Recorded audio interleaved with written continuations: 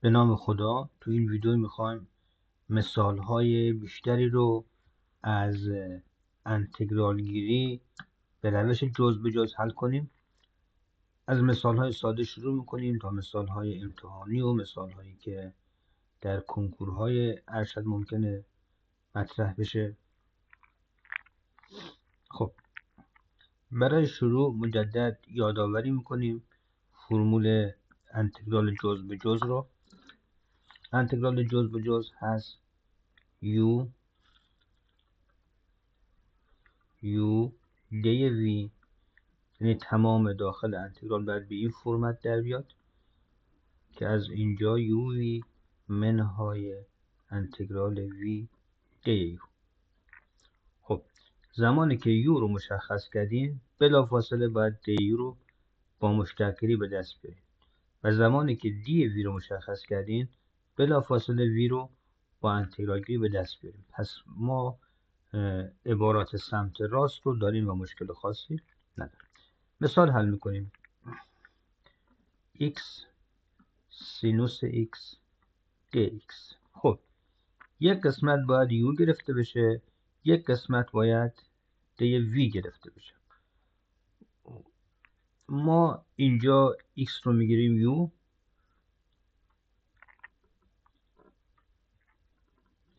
u رو میگیریم x و باقی مانده که شامل دی x هم هست میگیریم دی x دی v. به محضی که u رو مشخص کردید دی u رو به دست بیارید. دی u مشتق u نسبت به x می شود 1. از اینجا دی یو میشه دی x و به محضی که دی وی رو مشخص کردیم از طرفین انتگرال میگیریم، انتگرال گیری میکنیم. انتگرال سمت چپ میشه v و انتگرال سینوس رو همه میدونیم چی میشه؟ منفی کوسینوس x. در فرمول بالا در این فرمول جاگذاری میکنیم. u هست x، v هست کوسینوس x، پس میشه منفی x کوسینوس x منهای انتگرال وی دی یو، وی که هست منفی کوسینوس x دی یو که با دی x چیه؟ برابر. اینجا نشانی ما این تغییر متغیر ما تغییر متغیر خوبی است. چرا؟ چون ما رو به یک انتگرال ساده رسوند و همه ما میدونیم انتگرال کوسینوس چی میشه؟ سینوس x.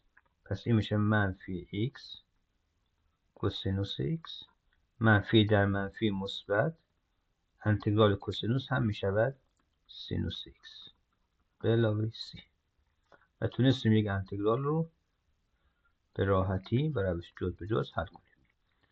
مثال بعدی رو حل میکنیم.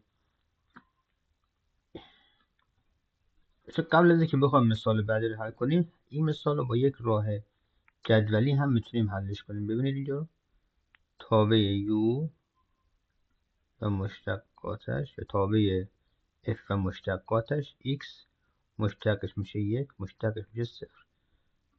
تابع g و انتگرال هایش سینوس x، انتگرال سینوس می شود منفی کوسینوس، انتگرال منفی کوسینوس می شود منفی سینوس.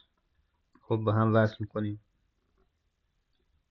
این مثبت بعدی منفی دیگه هم تمام. پس انتگرال خواهد شد x مثبت x منفی کوسینوس x، پس میشه منفی x کوسینوس x. منفی مال این بنفشه است، مال فرموله منفی 1 در منفی سینوس به علاوه سینوس x به علاوه سی. ببینید دقیقا همین عبارت بالا به دست اومد. سوال بعدی رو حل میکنیم.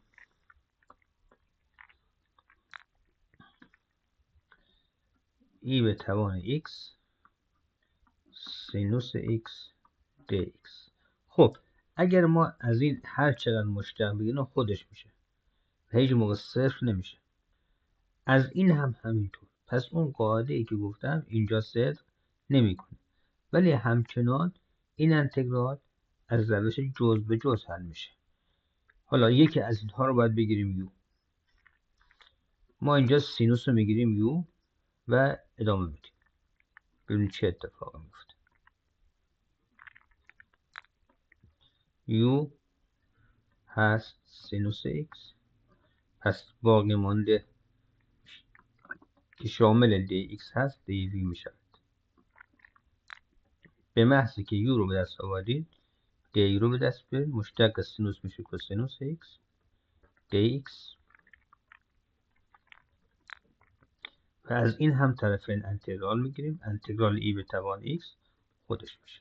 تمام عبارات رو داریم، فقط باید جاگذاری کنیم. یو وی میشه ای به توان ایکس، پس مساوی ای به توان ایکس سینوس ایکس منهای انتگرال وی دی یو.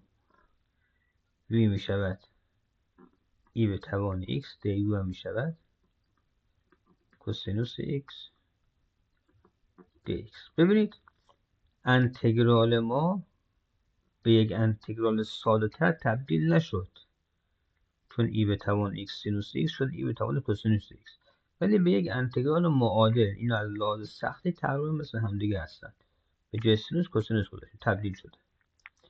اینجا یک بار دیگه از جزء به جزء استفاده میکنیم و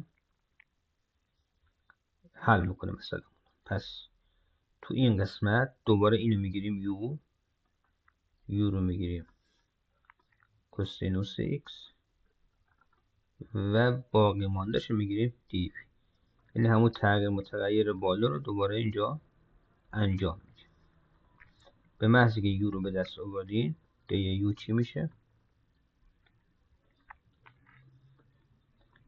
منفی سینوس ایکس دی ایکس و وی هم خواهد شد، از طرف این انتگرال گیری کردم ای به توان ایکس. تو فرمول جاگذاری میکنیم مجدد. حواسمون هست که عبارت ها رو کامل بنویسیم. پس این ای به توان ایکس که خودشه سینوس ایکس، منفی هم که خودشه. حالا به جای این مجدد از جزء به جزء استفاده کردم. خب میشه یو وی میشه ای به توان ایکس کوسینوس ایکس منهای انتگرال وی دی یو ای به توان ایکس دی یو چی میشه؟ منفی سینوس ایکس دی ایکس. اینو یکم ساده ترش میکنم، میشه ای به توان ایکس سینوس ایکس. این منفی رو اعمال میکنم، منفی ای به توان ایکس کوسینوس ایکس که ما تا اینجا مشکل خاصی نداریم. این منفی در این منفی مثبت در این منفی منفی.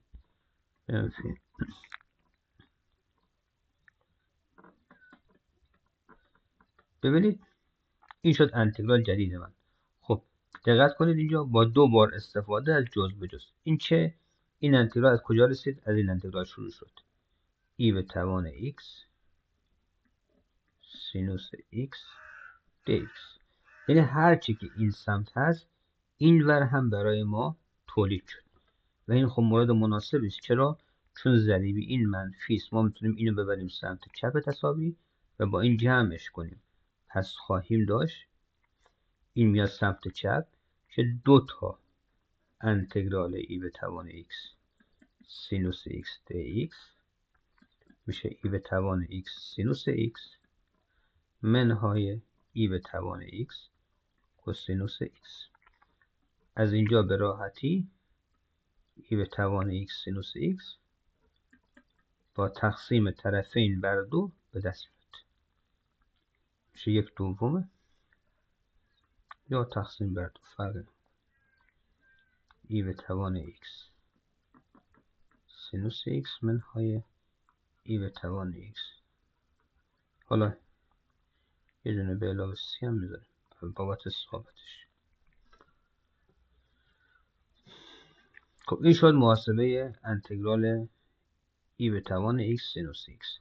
توجه داریم ای از روش جدولی حل نمیشه، چون مشتق هیچ کدوم از ای به توان x و سینوس به صفر منجر نمیشه. انتگرال بعدی رو حل میکنیم. انتگرالی که مجددا از قاعده ای که گفتیم پیروی نمی کند. ln x به روش جدولی هم حل نمی شود. چرا؟ چون مشتق ln میشه یک x، مشتق یک x میشه منفی یک روی x2 تا آخر، هیچ موقع به صفر منجر نمیشه. و اینجا حتی ضرب هم نداریم که یکی که بگیم f ضرب در g، یک ln بیشتر نداریم. ما اینجا ln مونو میگیریم u، چی برامون باقی میمونه؟ یک dx خالی، اینم میگیریم dv.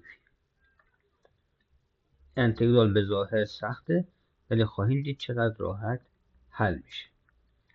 وقتی که دی رو گرفتیم، وقتی یو رو مشخص کردیم، دی یو میشه مشتق ln، میشه یک x در dx. از طرفین یه انتگرال میگیریم، پس v میشه x.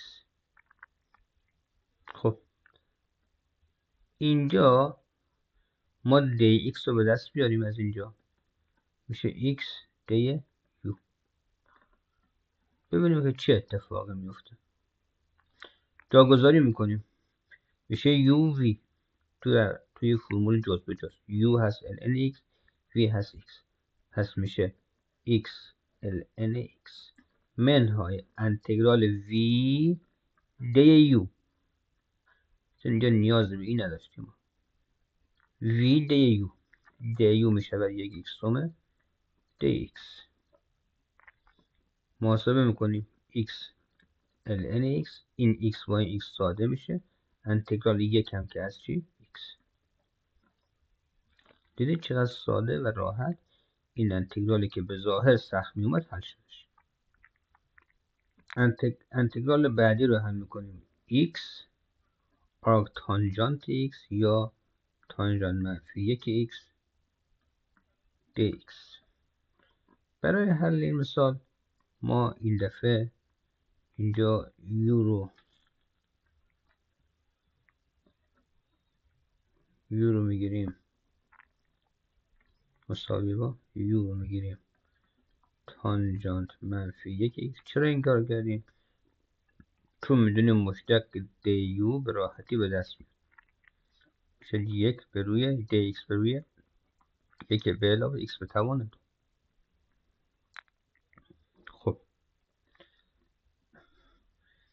پس دی وی باقی مانده خواهد شد که میشود x dx. از طرفین انتگرال میگیریم و وی رو به دست میاریم x2 دوم. در فرمول جزوی جاگذاری میکنیم. یو وی میشه x2 دوم تانژانت منفی یک x منهای انتگرال وی دی یو. وی دی یو میشه x2 dx تقسیم بر 2 تا یک به اضافه x به توان 2. خب رو این تمرکز میکنیم، اینو باید حل کنیم. این انتگرال سخت‌تر نیست از اولیه، راحت تر شده. حالا بهتون میگم چرا این راحت تر. ببینید x2 به توان 2 دوم تانژانت منفی یک که دست نخورده باقی میمونه منهای این انتگرال میخوام حلش کنم. دو میتونه از انتگرال بیاد بیرون. خب من یک دونه یک به صورت کسر اضافه و کم میکنم، یعنی x2 رو می‌نویسم x2 به علاوه یک منهای یک.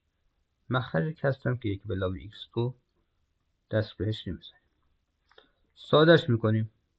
دوباره قسمت اول خودش x2 دومه تانژانت منفی یک x منهای یک دومه.